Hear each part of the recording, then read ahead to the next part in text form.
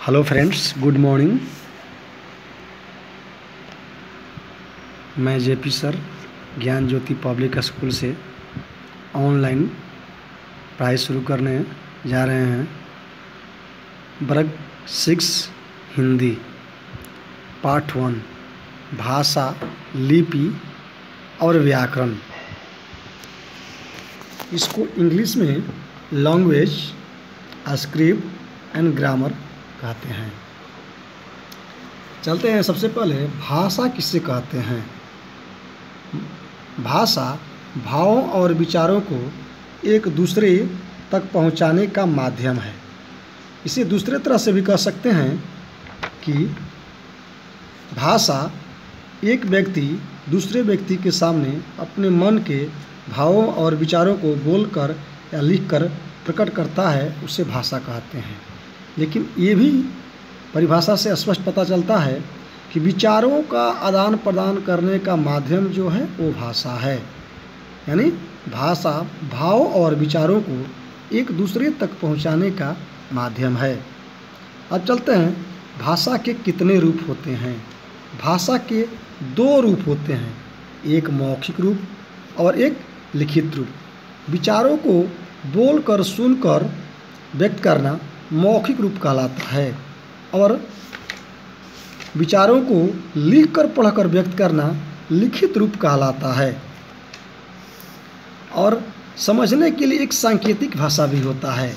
जैसे सांकेतिक चिन्हों से हम लोगों को स्पष्ट होता है, जैसे कि रेड लाइट, येलो लाइट और ग्रीन लाइट को यहाँ फिगर में दर्शाया गया है। इससे पता चलता है हमें आने जाने का, यातायात के नियमों में ये कायम करता है। अब राष्ट्रभाषा। राष्ट्रभाषा किसे कहते हैं? भारत के अधिकांश राज्यों में हिंदी बोली पढ़ी और लिखी जाती है। कुछ राज्यों जैसे उत्तर प्रदेश, मध्य प्रदेश, बिहार, छत्तीसगढ़, झारखंड, हिमाचल प्रदेश, राजस्थान, उत्तराखंड, हरियाणा आदि में तो मातृभाषा के रूप में बोली जाती है। इन्हीं कारणों से यह हमारी राष्ट्रभाषा कहलाती है। यानी हिंदी हमारी राष्ट्रभाषा है। राजभाषा, जो सरकारी कामकाज में राजकीय भाषा के रूप में उपयोग की जाती है, उसे राजभाषा कहते हैं। जैसे कि हमारे राजकीय भाषा में हिंदी और अंग्रेजी दोनों को प्रयुक्त किया गया है। परंतु 14 सितंबर 1949 को संविधान सभा ने हिंदी को राजभाषा के रूप में स्वीकार किया। 14 सितंबर को हम हिंदी दिवस के रूप में मनाते हैं। अब मातृभाषा, जो बच्चा माँ के गोद में माँ के द्वारा जो भाषा सर्वप्रथम सीखता है, उसे मातृभाषा कहते हैं। मानक भाषा, हिंदी हमारी संपर्क भाषा है, परंतु स्थानीय और प्रांतीय स्तर पर इनमें बहुत भिन्नता आती है। इसी भिन्नता को दूर कर एकता लाने के लिए एक मानक भाषा निर्धारित की जाती है, उसे मानक भाषा कहते हैं। जैसे शुद्ध का शुद्ध, एक शुद्ध ये है और ये मानक रूप क्या हो गया? शुद्ध। विद्वान का विद्वान, यानी द और व संयुक्त इसमें है, इसमें दोनों को अलग कर दिया गया। अब बोली, भारतीय भाषा के क्षेत्रीय रूप को बोली कहते हैं। यानी भाषा के क्षेत्रीय रूप को बोली कहते हैं। लिपि, बोली जाने वाली ध्वनियों को अस्थायी रूप प्रदान करने के लिए कुछ चिन्ह निश्चित किए गए हैं। ये चिन्ह ही लिपि कहलाते हैं। किसी भाषा के वर्णों के लिखने की विधि लिपि कहलाती है। यानी वर्णों के लिखने की विधि को लिपि कहते हैं।